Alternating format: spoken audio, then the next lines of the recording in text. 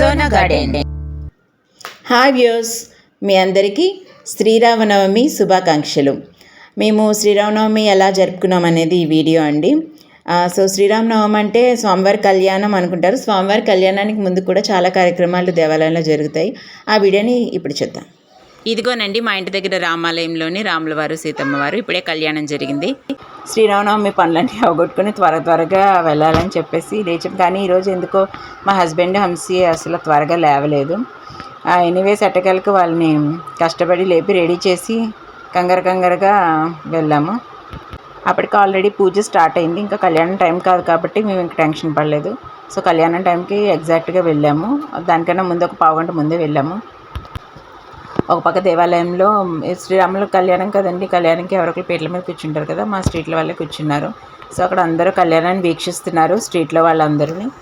So మేము వెళ్ళి దేవుడికి దండం పెట్టుకుని తర్వాత అక్కడ కళ్యాణం జరిగే చోట చూసాము కాసేపు. తర్వాత అలాగే ఉత్సవమూర్తులకు కూడా ఒకసారి దండం పెట్టుకున్నాము. వెళ్ళి దేవుని దర్శించుకొని మళ్ళీ వచ్చి ఆ కళ్యాణం దగ్గర కూర్చోవడం జరిగింది.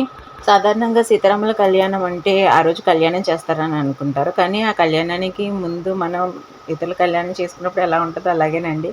సో అమ్మవారి ఆలయాల్లో అమ్మవారికి మొదటగా పసుపు కొడతాము, రాట వేసి పసుపు కొడతాము. పసుపు కొట్టిన తర్వాత ఇది దేవుని కళ్యాణం కాబట్టి మనము ఇంట్లో పెళ్ళిళ్ళు జరిగినప్పుడు ఎంత సంతోషంగా జరుపుకుంటామో అలాగే దేవుడి కళ్యాణానికి కూడా అన్ని కార్యక్రమాలు జరుగుతాయని చెప్పేసి మా ఇక్కడ రామాలయం నిర్వహించే ఆంటీ చెప్పారనమాట. సో అమ్మవారికి పసుపు కొడుతున్నాం రామ్మ అన్నారు. సో వెళ్ళాం. వీధిలో అందరం కూడా వచ్చాము. మా ఊర్లో ఎవరైతే గుడికి వస్తారో వాళ్ళందరూ కూడా వచ్చి ఒకరి తర్వాత ఒకరు అలాగ పసుపు రాట వేశారు మొదటిగా. దాని తర్వాత పసుపు కొట్టాము. తర్వాత అందరికీ కూడా తాంబూలాలు ఇచ్చారు. మొత్తం పసుపు అయిపోవాలి, అంతలా గట్టిగా కొట్టాలంటున్నారు. మనకేమో అలవాటు లేని పని, ఏదో ఒకసారి అలా వేద్దామని చెప్పేసి వేసాము. తర్వాత తాంబూలం తీసుకుని హంసిని తీసుకుని వచ్చేసాం. ఆ తర్వాత రోజు పసుపు కొట్టడం అయిపోయింది కాబట్టి ఆ తర్వాత రోజు స్వామివారికి అమ్మవారికి మంగళ స్నానాలు చేయించాం అనమాట. సో మంగళ స్నానం కోసం ఏర్పాట్లండి. సో మనం ఎంత హెల్దీ ఫంక్షన్ ఎలా అయితే జరుపుకుంటున్నామో అలాగే చక్కగా అక్కడ అరిటాకులతో బంతిపూలతోని చక్కగా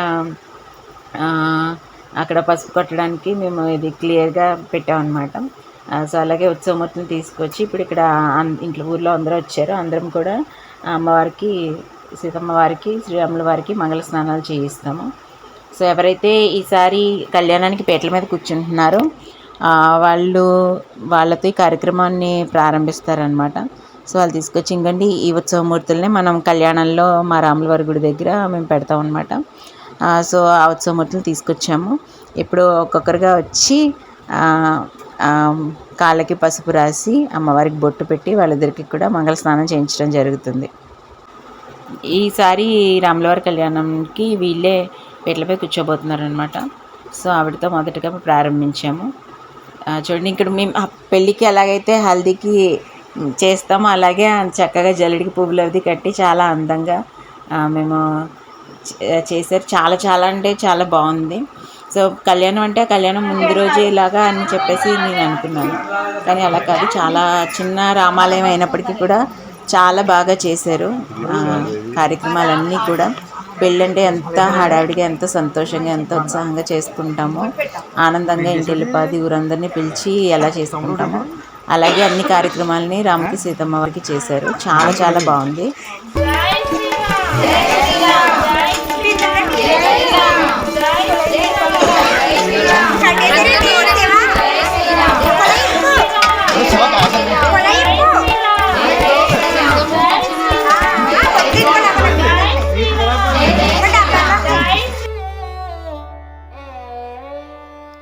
సడన్గా వాతావరణం చల్లబడిపోయింది. దాంతోపాటు వర్షం కూడా వచ్చిందండి. మేము ఇక్కడ మంగళ స్నానాలు చేస్తుంటే అక్కడ వర్షం కూడా వచ్చేసింది.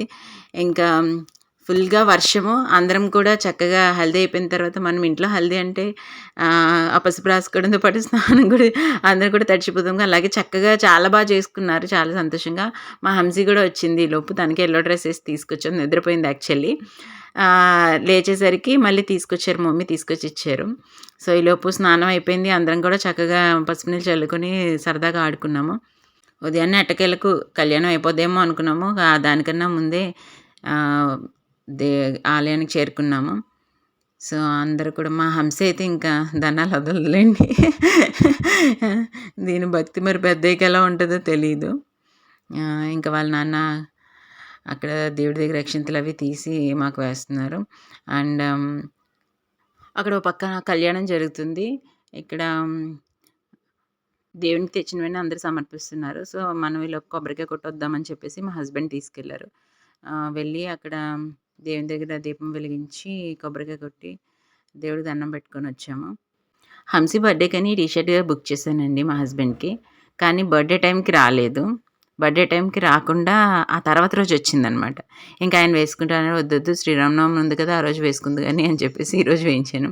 సో, ఉదయం అమ్మవారిని, స్వామివారిని ఈ పల్లకిలోనే ఊరేగించారండి.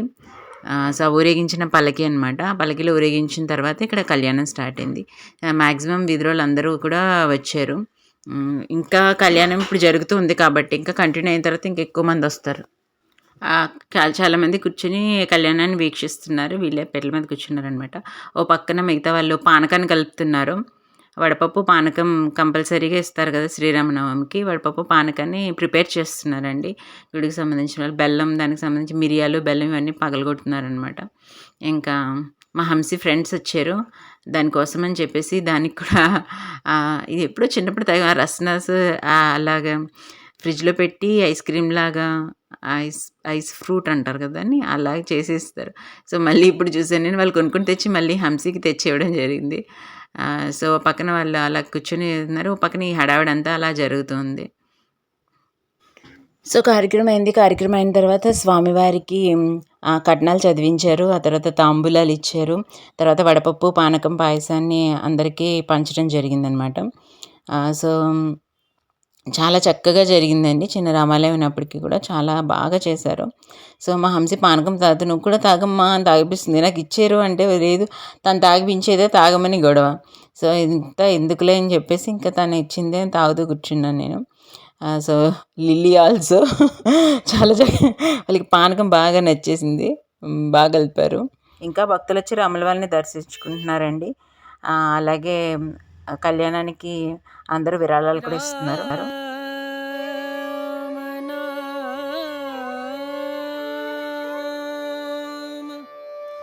భజలే రామ నామ సుఖధామ భజలే రామ నామ సుఖధామ భజలే రామ నామ సుఖధామ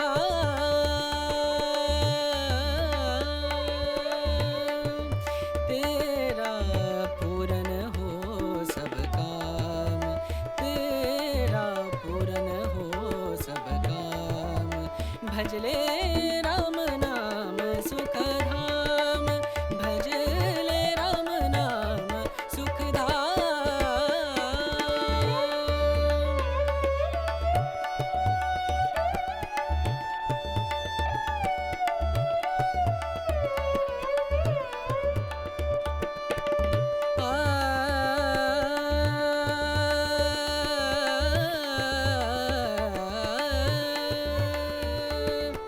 संत समागम संत समागम संत समागम संत समागम करे निरंतर संत समागम करे निरंतर जग से हो उपरा जग से हो उपरात ब्रह्मानंद परम पद पावे ब्रह्मानंद ब्रह्मानंद परम पद पावे मन होवे निष्काम मनवा मन होवे निष्काम भजले राम नाम सुखधाम भजले राम नाम सुखधाम भजले राम नाम सुखधाम राम नाम सुख राम नाम सुख राम नाम सुखधाम